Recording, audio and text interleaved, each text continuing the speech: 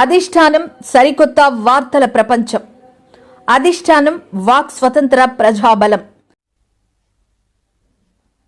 Welcome to అధిష్టానం TV. ముందుగా బులెటిన్లో హెడ్లైన్స్. వెలిగొండ పనులు పూర్తి కాకుండానే ప్రాజెక్టును జాతికి అంకితం చేసిన జగన్. ఏపీలోని మిర్చి రైతులను ఆదుకోవాలని కేంద్ర వ్యవసాయ శాఖ మంత్రిని కోరిన రామ్మోహన్ నాయుడు. రైతన్నల గురించి మాట్లాడే నైతిక అర్హత జగన్ రెడ్డికి లేదు, మంత్రి సవిత. రైతు బాంధవుడు చంద్రన్న, రైతు ద్రోహి జలగన్న, టీడీపీ నేత మర్రెడ్డి. కూటమి ప్రభుత్వం వచ్చి 7 నెలలు కావస్తున్నా జీవీఎంసీకి రావాల్సిన 100 కోట్ల రూపాయలు. అక్రమ కేసులు బనాయిస్తున్న వారి పేర్లు రాసి పెట్టుకోండి, వైసీపీ నేత. నియోజకవర్గంలో భూ ఆక్రమణలు ఎమ్మెల్యే రఘురామకృష్ణంరాజుకి కనబడవా? బీసీల పార్టీగా చెప్పుకునే టీడీపీ ఎమ్మెల్సీ ఎన్నికల్లో ఓడించాలి. వెలుగొండ పనులు పూర్తి కాకుండానే ప్రాజెక్టును జగన్ జాతికి అంకితం చేశారు. వాస్తవానికి ఆ ప్రాజెక్టు పూర్తి కావడానికి 4,000 కోట్ల నిధులు 2 ఏళ్ల సమయం పడుతుంది. మాయా మషీంద్రకు కూడా సాధ్యం కానంతగా జగన్మోహన్ రెడ్డి రాష్ట్ర ప్రజలను నమ్మించి మోసం చేశారు అని మంత్రి నిమ్మల రామానాయుడు మండిపడ్డారు. ఆయనే భూమి పూజ చేసి ప్రారంభించారు. గత వారం రోజుల క్రితం జరిగిన రివ్యూలో కూడా ఆ రోజు 96లో మనం భూమి పూజ చేసి ప్రారంభించినటువంటి వెలిగొండ నీటికి పూర్తి కాకపోవడం, 30 సంవత్సరాలైనా సరే అత్యంత వెనుకబడిన ప్రకాశం జిల్లా ప్రజలకి ఆ సాగునీరు త్రాగునీరు అందించకపోవడం చాలా ఆవేదన బాధ కలుగుతుందని స్వయంగా ముఖ్యమంత్రి గారే మరి మొన్న ఆవేదన వ్యక్తం చేసినటువంటి పరిస్థితి కూడా మీరందరూ కూడా చూసినటువంటి పరిస్థితి. ఎంత విచిత్రం అంటే, ఎందుకంటే మేము కూడా చదువుకున్నటువంటి వ్యక్తులుగా చూస్తూ ఉంటాం. అంటే ప్రపంచంలో 7 వింతలు ఉంటాయి, కానీ జగన్మోహన్ రెడ్డి ఒక 8వ వింతగా మారాడు ఇవాళ అబద్ధాలు అసత్యాలు చెప్పడంలో. ఆ వెలుగొండ ప్రాజెక్టుకి ఇంకా 4,000 కోట్లు ఖర్చు పెట్టాలి. వెలుగొండ ప్రాజెక్టుకి గట్టిగా అంటే చంద్రబాబు నాయుడు గారు లాంటి ముఖ్యమంత్రి 24x7 ఆయన కష్టపడినట్లుగా కష్టపడితే మినిమం లేదంటే లేదు 1.5 నుంచి 2 సంవత్సరాలు పడుతుంది అన్నటువంటి పరిస్థితి అది వెలుగొండ. అటువంటి వెలుగొండని జాతికి అంకితం చేసేసినటువంటి మహానుభావుడు జగన్మోహన్ రెడ్డి. అటువంటి వెలుగొండని పూర్తి చేసేస్తే మరి వేళ నీళ్ళు ఇవ్వలేకపోతున్నారని చెప్పి మళ్ళీ అబద్ధాలు అసత్యాలు వాళ్ళ పత్రిక ద్వారా కానీ లేదా జగన్మోహన్ రెడ్డి నోటి ద్వారా కూడా వచ్చేటువంటి వాక్యాలు. అందుకే ఈయన ఒక 8వ వింత జగన్మోహన్ రెడ్డి ప్రపంచంలో ఇటువంటి అబద్ధాలు అసత్యాల్లో. ఏదైతే ఈవేళ వెలుగొండని ఇప్పుడే మేము రివ్యూ కూడా చేసాం. మళ్ళీ ఈవేళ దగ్గర 7-8 నెలల్లో 7-8 సార్లు రివ్యూ చేసాం. ఫిజికల్గా కూడా నేను కూడా వెలుగొండ ప్రాజెక్టు మరి నేను అదేవిధంగా అక్కడ స్థానిక మంత్రులందరం కూడా సందర్శించడం జరిగింది. చాలా క్లియర్గా నేను అబ్జర్వేషన్ చేశాం. ఏదైతే ఈ వెలిగొండ ప్రాజెక్ట్ 2014 చంద్రబాబు నాయుడు గారు ముఖ్యమంత్రి అయ్యే సమయానికి చూస్తే 38% వర్క్స్ అయినాయి అప్పటికి 14కి వెలిగొండకు సంబంధించి. అంటే ఇంకా 62% బ్యాలెన్స్ వర్క్లు ఉన్నాయి ఆ రోజుకి. ఆ రోజు 14లో ముఖ్యమంత్రిగా చంద్రబాబు నాయుడు గారు వచ్చిన తర్వాత ఆ రోజు వెలిగొండకు ప్రాధాన్యత ఇచ్చి ఆయన 1,373 కోట్లు ఆ రోజు 14-19లో కేటాయించి, ఆ 1,373 కోట్లు కేటాయించడమే కాదు, దాంట్లో 1,319 కోట్లు ఖర్చు పెట్టారు. అంటే ఎంత అయింది అది? 96%. అంటే ఏదో బడ్జెట్లో ఘనంగా ప్రకటించి ఖర్చుల్లో పెట్టకపోవడం కాదు. మనం పెట్టినటువంటి 1,373లో 1,319 అంటే 96% పెట్టినటువంటి బడ్జెట్లో ఆ రోజు మనం ఖర్చు పెట్టాం. మరి తర్వాత వచ్చాడు జగన్మోహన్ రెడ్డి 19లో ఒక్క ఛాన్స్ అని. ఏపీలోని మిర్చి రైతులను ఆదుకోవాలని కేంద్ర వ్యవసాయ శాఖ మంత్రి శివరాజ్ సింగ్ చౌహాన్ను కోరామని కేంద్ర మంత్రి కింజారపు రామ్మోహన్ నాయుడు తెలిపారు. మిర్చికి 11,600కు పైగా మద్దతు ధర ఇవ్వాలని కేంద్రాన్ని విజ్ఞప్తి చేశామన్నారు. ఆంధ్రప్రదేశ్ ముఖ్యమంత్రి వర్యులు చంద్రబాబు నాయుడు గారు ఢిల్లీ కొత్త ప్రభుత్వం ప్రమాణ స్వీకార కార్యక్రమానికి అటెండ్ అవుతూ మరి అగ్రికల్చరల్ మినిస్ట్రీకి వచ్చి రాష్ట్రంలో ఉన్నటువంటి మిర్చి రైతుల తాలూకా సమస్యల గురించి కూడా ఇక్కడ ప్రత్యేకంగా ప్రస్తావించడం జరిగింది.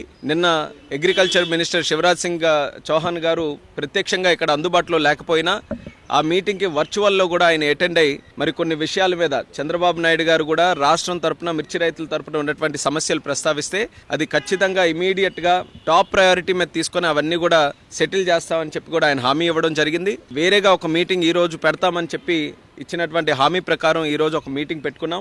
అగ్రికల్చర్ మినిస్ట్రీ తాలూకు అధికారులు నేను కూడా అటెండ్ అయ్యాను. రాష్ట్రం తరపున అచ్చెన్నాయుడు గారు అలాగే అక్కడ ఉన్నటువంటి అగ్రికల్చర్ టీం అందరూ కూడా అటెండ్ అయ్యి మళ్ళీ ఆ సమస్యల మీద ప్రత్యేకంగా చర్చించడం కూడా జరిగింది. అందులో ముఖ్యంగా ప్రొక్యూర్మెంట్కి సంబంధించి, ఎందుకనంటే ఇది ఇమీడియట్గా స్టార్ట్ అవ్వాలనే ఆలోచనతో చంద్రబాబు నాయుడు గారు నేను రిక్వెస్ట్ చేశారు. మరి దాన్ని సీరియస్గా తీసుకొని కేంద్ర ప్రభుత్వం అలాగే మంత్రి గారు కూడా దాన్ని ఇమీడియట్గా చేయిస్తామని చెప్పి హామీ ఇచ్చారు. వీలైనంత త్వరగా కేంద్రం నుంచి కూడా డిఫరెన్స్ ఆఫ్ ప్రైస్ ఏదైతే ఉందో దాన్ని పే చేయడానికి ఏదైతే 25% వరకు వాళ్ళకి MIS minimum market intervention scheme ద్వారా ఉందో దాన్ని పొడిగిస్తూ 75% వరకు కూడా కమిటీ ఆఫ్ మినిస్టర్స్ ద్వారా అప్రూవల్ తీసుకొని 75% వరకు కూడా చేస్తామని చెప్పి స్పష్టంగా హామీ కూడా ఇవ్వడం జరిగింది. అయితే ప్రైస్ దీనికి తీసుకోవడానికి కింటా తాలూకా ప్రైస్ రాష్ట్రం తరపున మనం క్యాల్కులేట్ చేసింది కాస్ట్ ఆఫ్ ప్రొడక్షన్ కానీ లేబర్ కాస్ట్స్ కానీ ప్రాక్టికల్గా గ్రౌండ్ లెవెల్లో రైతులు ఎంత పెడుతున్నారో దాన్ని అంతటినీ కూడా క్యాల్కులేట్ చేసి సుమారు 11,600 రూపాయలు ఇస్తే మరి వీళ్ళ తరపున 10,000 చిలుకల వరకే ఇవ్వడం జరిగింది. సో దాన్ని కూడా గట్టిగా రిప్రజెంట్ చేశాం. ఎట్టి పరిస్థితుల్లో క్వింటా తాలూకా ప్రైస్ ఏదైతే దీనికోసం క్యాల్కులేషన్కి యూజ్ చేస్తున్నామో అది పెంచాలి. 11,600 అయినా దానికంటే ఇంకెక్కువ వస్తే ఎక్కువైనా సరే పెట్టాలని చెప్పాం. ఐకార్కి సంబంధించినటువంటి అధికారులు కూడా పిలిచారు. వాళ్ళకు కూడా స్పష్టంగా ఇన్స్ట్రక్షన్స్ కూడా మరి మినిస్టర్ గారు ఇచ్చారు. ఎట్టి పరిస్థితుల్లో ఆ ప్రైస్ని కూడా ఇంప్రూవ్ చేయాలని. సో అది కూడా చాలా పాజిటివ్గా ఉందని కూడా ఈ సందర్భంగా తెలియజేస్తున్నాం. అలాగే మూడో పాయింట్ నిన్న కూడా ప్రస్తావనలోకి వచ్చింది. ఎక్స్పోర్ట్స్ గతంలో జరిగినటువంటి విధంగా ఈరోజు జరగట్లేదు.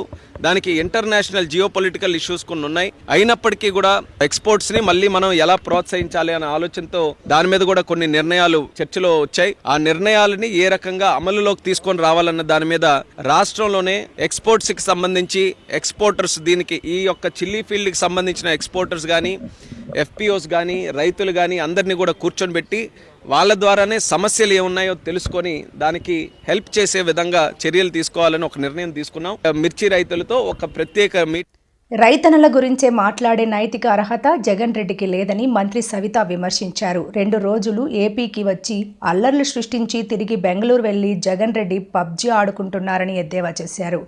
మంత్రి సవిత తన కార్యాలయంలో మీడియా సమావేశం ఏర్పాటు చేశారు. ఈ సందర్భంగా మంత్రి సవిత మాట్లాడుతూ జాలను కూడా రైతన్నులు పక్కన మాట్లాడుకుంటున్నారన్న విషయం కూడా అందరికీ తెలుసు. మరి ఎవరు ఆ రేట్ ఫిక్స్ చేసింది? జగన్మోహన్ రెడ్డి గారు కాదా? మరి గతంలో తెలుగుదేశం ప్రభుత్వంలో 14-19లో మరి మిర్చి రైతులకు ఏ విధంగా ఆదుకున్నామో మీ అందరికీ తెలుసు. మరి మిర్చి రైతులకు కింటాకు 7,000 ఉన్నప్పుడు 2017లో ప్రభుత్వం 129 కోట్లతో కింటా కంటే 1,500 బోనస్ ఇచ్చి రైతన్నులు కాపాడిన ప్రభుత్వం తెలుగుదేశం ప్రభుత్వం. రైతన్నుల పక్షపాతి ప్రభుత్వం తెలుగుదేశం ప్రభుత్వం. అన్న నందమూరి తారక రామారావు గారి నుంచి నేటి చంద్రబాబు నాయుడు గారు, నారా లోకేష్ గారు, పవన్ కళ్యాణ్ అహర్నిశలు రైతన్నుల కోసం కష్టపడుతున్నారు. మరి ఈరోజు వాళ్ళ ఉనికి కోసం రాజకీయాలు చేస్తున్నారన్న విషయం అందరికీ తెలుసు. మరి గత 5 ఏళ్లలో జగన్మోహన్ రెడ్డి గారు పెట్టిపోయిన బకాయిలు, ధాన్యం కొనుగోలు బకాయిలు కూడా సుమారుగా 1,680 కోట్ల రూపాయలు నిధులు కూడా. ఎందుకంటే రైతన్నలు ఇబ్బంది పడకూడదు, రాజకీయాలు కాదు ముఖ్యం, రైతన్నలు ఇబ్బంది పడకూడదు అన్న ఉద్దేశంతో మాన్యశ్రీ ముఖ్యమంత్రి చంద్రబాబు నాయుడు గారు 1,680 కోట్లు బకాయిలు కూడా, గత ప్రభుత్వం బకాయిలు కూడా ఎన్డీఏ ప్రభుత్వమే చెల్లించిందనే విషయం కూడా తెలియజేస్తున్నాం. అదేవిధంగా నాణ్యతమైన ఎరువులు కావచ్చు, నాణ్యతమైన మందులు కావచ్చు, అదేవిధంగా గత 5 సంవత్సరాలుగా డ్రిప్ ఇరిగేషన్ లేక, స్ప్రింక్లర్లు లేక, ఏ విధంగా పనిముట్లు లేక కూడా రైతన్నులు ఇబ్బంది పడ్డారన్న విషయం ప్రజలందరికీ తెలుసు. మరి మీరు ఏం చేశారు రైతుల కోసం? మీరు ముఖ్యమంత్రిగా 5 సంవత్సరాలుగా ఉన్నప్పుడు రైతన్నులకు ఏం చేశారు? రాయలసీమ రైతులు ఏ విధంగా ఇబ్బంది పడుతున్నారు? రాయలసీమ రైతులు నీరు లేక, సాగునీరు, తాగునీరు, ఆ రోజు 2019 ఎన్నికల సమయంలో నేను ఇరిగేషన్ ప్రాజెక్టులు కొత్తవి చేస్తాను, రిజర్వాయర్లు కడతాను, అదేవిధంగా కాలువలు వెడల్పు చేసి ప్రతి ఎకరంకు నీళ్ళు ఇస్తానని చెప్పి ఓటేపించుకొని మరి ఆ కనీసం ఆ రిజర్వాయర్ల నుంచి కాలువలు కూడా తట్టెడు మన్ను కూడా వేయకుండా ద్రోహి జగన్మోహన్ రెడ్డి గారు ఈరోజు మాట్లాడుతున్నారా? కనీసం తన సొంత జిల్లాలో అన్నమయ్య జిల్లాలో రిజర్వాయరు అన్నమయ్య డ్యామ్ కొట్టకపోతే కనీసం దాని మెయింటెనెన్స్ కూడా చేయలేని చాతగాని మాజీ ముఖ్యమంత్రి జగన్మోహన్ రెడ్డి గారు, రైతుల ద్రోహి జగన్మోహన్ రెడ్డి గారు. ఈ విషయాలన్నీ తెలుసు. మరి ఎందుకు జగన్మోహన్ రెడ్డి గారు అంత చెడగా పరదాలు కట్టుకొని ఒక పక్క ఆయన ఎప్పుడు భూమి మీద తిరగల, గాల్లోనే తిరిగారు జగన్మోహన్ రెడ్డి గారు. ఇప్పుడేమో ప్రేమ. రైతు బాంధవుడు చంద్రన్న, రైతు ద్రోహి జగనన్న అని టీడీపీ నేత మల్రెడ్డి శ్రీనివాసరెడ్డి అన్నారు. ఈ మేరకు ఆయన ఈరోజు మీడియాతో మాట్లాడారు. వ్యవస్థపైన, ప్రభుత్వాలపైన ఈరోజు జగన్మోహన్ రెడ్డి గారు ఒక బాధ్యత లేనితనంతో దుష్ప్రచారాలు చేస్తూ తన గ్యాంగ్ తోటి కూడా బాధ్యతారహితమైనటువంటి వ్యాఖ్యలు చేయిస్తూ ఈరోజు బజార్ను పడ్డారు. నిన్న కాక మొన్న గుంటూరు మిర్చి యార్డుకి వెళ్ళి మార్కెట్లో ఉన్నటువంటి పరిస్థితి, ధరల తగ్గుదలని ఒక 5 సంవత్సరాల పాటు ముఖ్యమంత్రిగా పనిచేసినటువంటి వ్యక్తిగా కనీసమైనటువంటి అవగాహన, ఎన్నికల కోడ్లో పర్మిషన్ లేనప్పుడు గ్యాంగులను వేసుకొని వెళ్ళకూడదు అనేటువంటి కనీస అవగాహన లేనటువంటి Jaganmohan Reddy and co and batch ఈరోజు ఈ దుష్ప్రచారం చేస్తూ ఉన్నారు. ఈరోజు రాష్ట్ర ప్రభుత్వం వ్యవసాయం పట్ల బాధ్యత తీసుకొని ఏ విధంగా కృషి చేస్తుందో రాష్ట్ర ప్రజానీకమంతా గమనిస్తూ ఉన్నారు. జగన్మోహన్ రెడ్డి గారు లేనిపోయినటువంటి ప్రచారాల్ని, అబద్ధాలని దుర్మార్గంగా ప్రచారం చేసి తిరిగి లబ్ధి పొందాలి అనేటువంటి ఆలోచన. కష్టాల్లో ఉన్నటువంటి ప్రజానీకానికి ధైర్యం చెప్పాలి, లేదా బాధ్యత కలిగినటువంటి రాజకీయ నాయకుడిగా ప్రభుత్వానికి తన దగ్గర ఏమైనా సలహాలు సూచనలు ఉంటే చెప్పాలి. దానికి బదులుగా విధ్వంసం వైపు, ఒక భయానక వాతావరణాన్ని సృష్టించే వైపు ఆలోచనలు, అడుగులు వేస్తూ ఉన్నాడు. ఈరోజు ప్రభుత్వం వ్యవసాయాన్ని నిలబెట్టాలి, వ్యవసాయం నిలిస్తేనే, రైతు గెలిస్తేనే ఈ సమాజం అభివృద్ధి ఉంటుంది అనేటువంటి ఆలోచనతో ఉన్నటువంటి చంద్రబాబు నాయుడు గారు అధికారంలోకి వచ్చినటువంటి 8 మాసాల్లో తీసుకున్నటువంటి చర్యలు అందరికీ స్పష్టంగా కనపడతా ఉన్నాయి. ఈయన ఇప్పుడే కొత్తగా బజార్కు వచ్చినట్టు, ఈ కష్టాలు చూసి చెల్లించిపోయినట్టు, గతంలో తను ముఖ్యమంత్రిగా ఉన్నటువంటి కాలంలో రైతులు పడినటువంటి కష్టాలు రైతులందరూ మర్చిపోవాలన్నట్టు ఒక భ్రమను కల్పించేటువంటి ఆలోచన చేస్తూ ఉన్నాడు. గత 5 సంవత్సరాలు 2019 నుండి 2024 వరకు గౌరవ జగన్మోహన్ రెడ్డి గారు మీరు ముఖ్యమంత్రిగా ఉన్నప్పుడు వ్యవసాయం పట్ల, రైతుల పట్ల మీ ప్రభుత్వం వ్యవహరించిన తీరు, మీరు వ్యవహరించిన తీరు ఒక్కసారి మననం చేసుకోండి, ఒక్కసారి గుర్తు తెచ్చుకోండి. ఈ రాష్ట్రంలో వ్యవసాయ రంగాన్ని ఏ విధంగా దివాళా తీయించేటువంటి కార్యక్రమాలు చేసుకున్నావు, ఆనాటికి అమల్లో ఉన్నటువంటి పథకాలను ఏ విధంగా అటకెక్కించావు, ఆర్బీకే కేంద్రాలు అనేటువంటి రైతు భక్షక కేంద్రాలను సృష్టించి గ్రామ సీమల్లో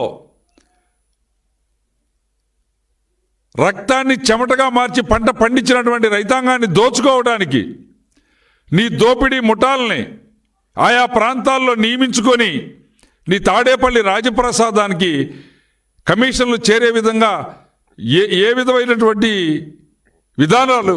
కూటమి ప్రభుత్వం వచ్చి 7 నెలలు కావస్తున్నా జీవీఎంసీకి రావలసిన 100 కోట్ల రూపాయలు ఎగ్గొడుతున్నారని పీతల గురుమూర్తి యాదవ్ ఆరోపణ. ఈ మేరకు ఆయన మీడియాతో మాట్లాడారు. చెప్పి కూడా ఆగ మేఘాల మీద జీవీఎంసీలో ఉన్నటువంటి టౌన్ ప్లానింగ్ ఉన్నతాధికారుల మీద ఒత్తిళ్లు తీసుకొచ్చి బలవంతంగా సంతకాలు పెట్టించి ఒకే భూమితో పాటు ఆక్రమణదారులు టీడీఆర్లు ఇవ్వడం అనేది రాష్ట్ర చరిత్రలో ఎక్కడైనా ఉందా? అంటే టీడీఆర్ల కుంభకోణం ఏ విధంగా జరుగుతూ ఉందో దీన్ని బట్టి అర్థం చేసుకోవచ్చు. సాక్షాత్తు 7 ఎకరాలు సింహాచలం దేవస్థానానికి జీవీఎంసీ భూమి ఇస్తే బీఆర్టీఎస్ రోడ్డు కోసం మొన్న వేసినటువంటి టీడీఆర్లు 2 ఎకరాల 76 సెంట్లు. అంటే ప్రపోర్షనేట్ గా యాజమాన్య హక్కులు కలిగినటువంటి సింహాచలం దేవస్థానం భూమికి మనం భూమి ఇచ్చేసాం. ఇవాళ భూమి విలువ 400 కోట్ల నుంచి 500 కోట్ల రూపాయలు ఉంటుంది. సింహాచలం దేవస్థానంకి ఇచ్చింది. ఈ టీడీఆర్ 200 కోట్ల రూపాయలు. ఇంకా టీడీఆర్లు సర్టిఫికెట్లు మంజూరు చేయమని ఇంకొక 180 మంది ఇవాళ అవి ఇచ్చేయండి అని చెప్పి అధికారుల మీద ఒత్తిళ్లు పెడతా ఉన్నారు.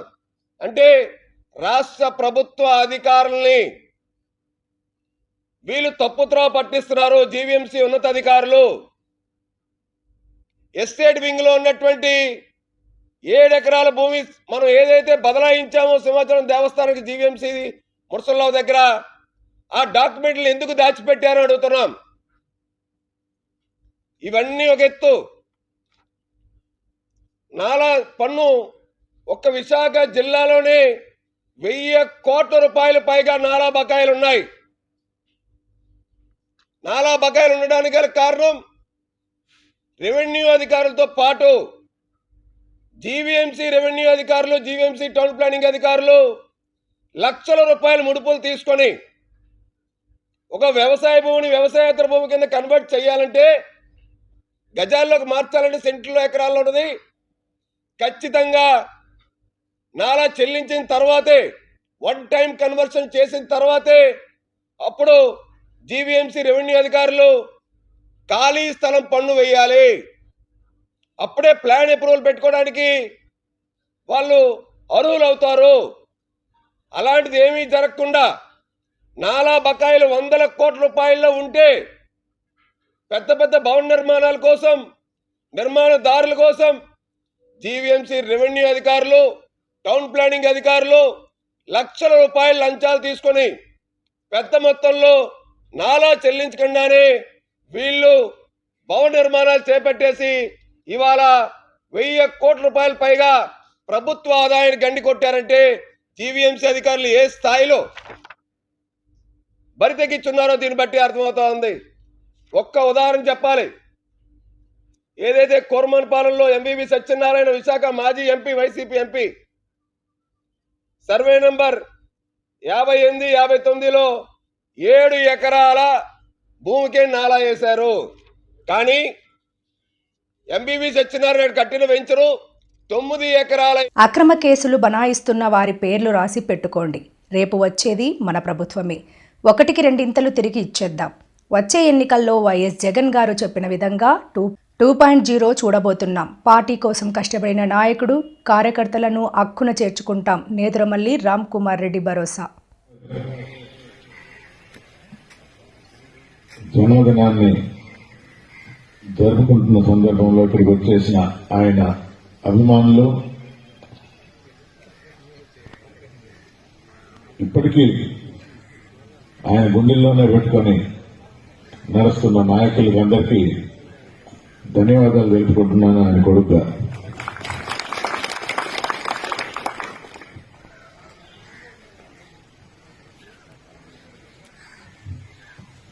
తొంభైవ జన్మదినం ఒక దశాబ్ద కాలం లేరు మన మధ్య. 80వ జన్మదినం కూడా మనం ఇలాగే జరుపుకున్నాం, 90 కూడా ఇలాగే. కానీ ఆయన ఆశయాల్ని వదలలేదు, ఆయన చూపించిన బాటను వదలలేదు. భక్తవసులు చెప్పినట్టు కానీ రాజకీయాలు మారినాయి.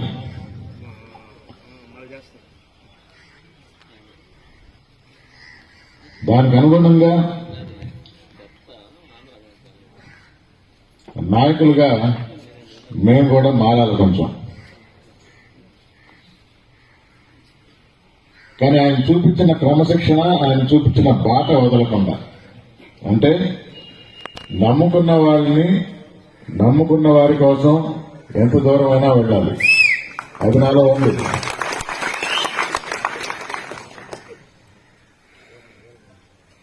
మనకు హాని చేయకుండా ప్రభుత్వాలు మారినా ఎవరి పని వాడు చేసుకుంటున్నారు. వారి కార్యకర్తలకు 4 మంచి పనులు చేస్తుంటున్నారు, 4 ముద్దలు ఎక్కువ పెడుతున్నారు, తప్పులేదు. కానీ మన జోలికి వస్తే, నన్ను నమ్ముకున్న వారి జోలికి వస్తే వాటిని వదిలిపెట్టేది మాత్రం లేదు.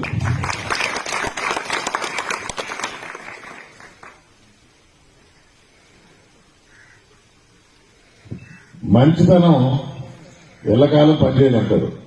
జనార్దన్ రెడ్డి గారు మంచి పనులు చేస్తూ గుండెల్లో నిలిచిపోయాడు. ఆ బాటను మర్చిపోము, ఆ బాటను వదలం. కానీ ఎదుటివారు అంటే ఇప్పటికి ఆ అపోహలో ఉండాలేమో, కొంచెం క్లియర్ చేద్దామని ఈ సందర్భంగా మన నాయకులు జగన్మోహన్ రెడ్డి గారు కూడా ఇదే చెప్పారు. పేర్లన్నీ రాసుకోండి, రేపు వచ్చేది మన ప్రభుత్వమే. తప్పకుండా 1కి 2 తిరిగిస్తాం. నేను కూడా ఈ మాట చెప్తా ఉంటా, కానీ నన్ను ఎవరు నమ్మటం. పేదల ఇల్లులే ఆక్రమణల నియోజకవర్గంలో పెత్తందారుల భూస్వాములు ఆక్రమణలో భూములు ఉండి ఎమ్మెల్యే రఘురాం కృష్ణంరాజుకి కనబడవా? సిపిఎం జిల్లా కార్యదర్శి జేఎన్వి గోపాలన్. పాలకోడేరు మండలం అల్లూరి సీతారామరాజు నగరం చెప్పేసి 45-50 ఏళ్ల క్రితం ఇక్కడ ఒక నగరం ఏర్పడింది. దాదాపు 130 కుటుంబాల పేదవారు ఇక్కడ ఇళ్లు వేసుకుని కాపురం ఉంటా ఉన్నారు. అయితే 40 ఏళ్ల క్రితం 30 ఏళ్ల క్రితం అయితే వీళ్ళు చాలా బురదలో, అలాగే చాలా కయ్యి రోడ్లో చాలా ఇబ్బందులు పడుతూ దోమలో పాముల్లో వాళ్ళ జీవితం గడిపారు. అయితే రాను రాను తర్వాత ఎమ్మెల్యేలు కావచ్చు, లేకపోతే ఇక్కడ పంచాయతీ వారు కావచ్చు, ఇక్కడ సీసీ రోడ్ని కూడా వీరి ఇక్కడ ఏర్పాటు చేయడం కూడా జరిగింది. అంటే విద్యుత్ వచ్చింది, సీసీ రోడ్ వచ్చింది, మంచినీటి సదుపాయం కూడా వచ్చింది. అంటే సీసీ రోడ్డు ఏర్పాటు చేశారంటే మీ నివాసాలు మాకు ఎవరికి కూడా అభ్యంతరం కాదని చెప్పేసి ప్రభుత్వం కానీ అధికారులు కానీ తేల్చి చెప్పినట్టు లెక్క.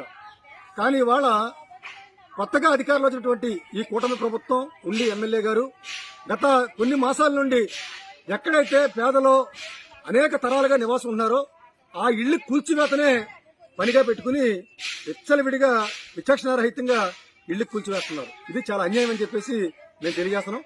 మేము ఇప్పుడు ఈ 130 కుటుంబాల్లో చాలా కుటుంబాలు చూస్తే వృద్ధులు ఉన్నారు, తీవ్రమైనటువంటి ఆరోగ్యం ఉన్న వాళ్ళు ఉన్నారు, అలాగే యాక్సిడెంట్లు అయ్యి మంచం మీదే ఉండి ఎటువంటి కదలలేని పరిస్థితుల్లో కూడా కొంతమంది ఉన్నారు. ఈ రకమైన పరిస్థితుల్లో ప్రజలు ఇబ్బంది పడతా ఉన్నారు. పేక మీద కత్తెట్టి నోటీసులు ఇచ్చి మీరు ఇళ్లు ఖాళీ చేయకపోతే మేము బుల్డోజర్లు ప్రయోగించి పోలీసులు ప్రయోగించి ఇళ్లు తొలగించేస్తామని చెప్పేసి పేదల మీద పిచ్చుక మీద బ్రహ్మాస్త్రంలాగా వినియోగిస్తా ఉన్నారు.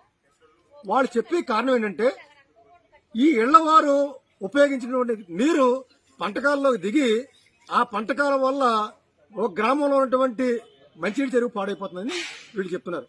ఇది ఎలా ఉందంటే తోడేలు మేకపిల్ల కథ ఒకటి ఉంది. తోడేలు పై నీళ్లు తాగుతూ ఉంటది, దిగువ నీళ్లు తాగుతున్నటువంటి మేకనే నువ్వు తాగుతున్న నీళ్ల వల్ల కలుషితం అయిపోతున్నాయని చెప్పేసి మేకపిల్లని తినేయడం కోసం బెదిరిస్తుంది. వాస్తవంగా తోడేలు తాగుతున్న నీళ్ల వల్ల మేకపిల్ల తాగుతున్న నీళ్లు కలుషితం అవుతున్నాయి. అలా ఇక్కడ కూడా ఎలా ఉందంటే వీళ్ల వల్ల గ్రామాలు పాడైపోవడం, మంచినీటి చెరువు పాడైపోవడం కాదు. నిజంగా అదే నిజం అనుకుంటే మేము చర్చకి సిద్ధంగా ఉన్నాం. పలానా గ్రామంలో ఈ పేదల ఇళ్ల వల్ల ఆ చెరువు పాడైపోతుంది అనుకుంటే మనం ఎటువంటి చర్యలకైనా మనం సిద్ధపడదాం. కానీ వాస్తవంగా దేనివల్ల జరుగుతుంది? ఇవాళ ఇండస్ట్రీస్ పొల్యూషన్ వల్ల చెరువులు పాడైపోతున్నాయి, పంటకాలను పాడైపోతున్నాయి. 2 వెచ్చనివిడిగా అక్రమంగా తవ్వినటువంటి రొయ్యల చెరువుల వల్ల ఆ నీరు. బీసీల పార్టీగా చెప్పుకునే టీడీపీ ఈ ఎమ్మెల్సీ ఎన్నికల్లో 3 స్థానాలకు గాను కనీసం 1 కూడా బీసీలకు ఇవ్వలేదు. ఈ నేపథ్యంలో బీసీ సోదరులారా, ఎన్నికల్లో టీడీపీకి మనం గుణపాఠం చెప్పాలి, బీసీలంతా ఏకమై టీడీపీ అభ్యర్థులను ఓడించాలని పిలుపునిచ్చారు. క్లబ్ వారికి సోషల్ జస్టిస్ ఫోరం పక్షాన మనస్ఫూర్తిగా నమస్కారాలు తెలియజేసుకుంటూ, నా పేరు రావి Srinivas, social justice forum STF state convener. ఈరోజు విశాఖపట్నంలో ఈ యొక్క పాత్రికేయుల సమావేశం ఏర్పాటు చేయడంలో ప్రధాన ఉద్దేశం మరి ఈ నెల 27వ తేదీన జరగబోయేటటువంటి ఉపాధ్యాయ ఎమ్మెల్సీ ఎన్నికల్లో మరి ఈ యొక్క సోషల్ జస్టిస్ ఫోరం, బీసీ ఐక్యవేదిక, కాపు ఐక్యవేదిక, అదేవిధంగా ఈడబ్ల్యూఎస్ ఫెడరేషన్, ఈడబ్ల్యూఎస్ హక్కుల పరిరక్షణ వేదిక, మహిళా హక్కుల పరిరక్షణ వేదిక, దళిత క్రైస్తవ హక్కుల పరిరక్షణ వేదికల పక్షాన ఎస్ఏఎఫ్ తరపున మరి ఇండిపెండెంట్ అభ్యర్థిగా పోటీ చేస్తున్నటువంటి బీసీ అభ్యర్థి శ్రీ గాదె శ్రీనివాసులు నాయుడు గారికి మా యొక్క సంపూర్ణమైనటువంటి మద్దతును తెలియజేయడం కోసం ఈరోజు పాత్రికేయుల సమావేశం ఏర్పాటు చేయడం జరిగింది. ఇచ్చేసినటువంటి పాత్రికేయ మిత్రులందరికీ కూడా మనస్ఫూర్తిగా ధన్యవాదాలు తెలియజేసుకుంటూ, శ్రీ శ్రీనివాసులు నాయుడు గారు గతంలో 2 times మరి ఎమ్మెల్సీగా పనిచేశారు. మరి అతి చిన్న వయసు నుంచి కూడా ఆయన పిఆర్టీయు నేతగా, ఉపాధ్యాయుల పక్షపాతిగా అనేక జీవోలు సంపాదించడంలో కానీ, అనేక కార్యక్రమాల్లో పాల్గొనడంలో కానీ, అనేక పోరాటాల్లో పాల్గొనడంలో కానీ ఆయన ఉపాధ్యాయుల యొక్క శ్రేయస్సు కోసం నిరంతర శ్రామికుళ్ళ మరి పనిచేస్తున్నటువంటి వ్యక్తి. అతి చిన్న వయసులోనే మరి ఆయన ఎమ్మెల్సీ అయ్యి 2 times ఉపాధ్యాయుల యొక్క అభిమానాన్ని చూరగొన్నారు. లాస్ట్ టైము కొన్ని అనివార్య కారణాల వల్ల ఆయన మరి కోల్పోవటం జరిగింది. ఈసారి మరి గతంలో కంటే ఎక్కువ అనుభవంతో మరి సేవతోటి ఆయన ముందుకు వస్తున్నాడు కాబట్టి ఉపాధ్యాయులంతా కూడా ఉపాధ్యాయ వర్గం నుంచి వచ్చినటువంటి ఒక బీసీ అభ్యర్థిగాను, అదేవిధంగా సుదీర్ఘ అనుభవం ఉన్నటువంటి ఒక నాయకుడిగాను ఆయనకి మీ యొక్క మొదటి ప్రాధాన్యత ఓటేసి శ్రీ శ్రీనివాసులు నాయుడు గారిని అఖండ మెజార్టీతో గెలిపించి వారు ఉపాధ్యాయుల సేవకి మరోసారి పునరంకితం అయ్యే విధంగా ఈ ఉత్తరాంధ్రలో ఉన్నటువంటి ఉపాధ్యాయులంతా కూడా సహకరించాలని, ఆ రకంగా మరి ఉపాధ్యాయులు, అధ్యాపకులు, మరి ఆచార్యులు అందరూ కూడా శ్రీనివాసులు నాయుడు గారి అభ్యర్థిత్వాన్ని బలపరుస్తూ ఆయనకి మీ యొక్క మొదటి ప్రాధాన్యత ఓటును వేసి అఖండ మెజార్టీతో గెలిపించాలని కోరి ప్రార్థిస్తాను. ధన్యవాదాలు. సెలవు. Social justice forum Andhra Pradesh working chairman. ఈరోజు ఈ పాత్రికేయుల సమావేశం యొక్క ముఖ్య ఉద్దేశం ఈ నెల 27వ తారీఖున జరగబోవు ఉపాధ్యాయ ఎమ్మెల్సీ ఎన్నికల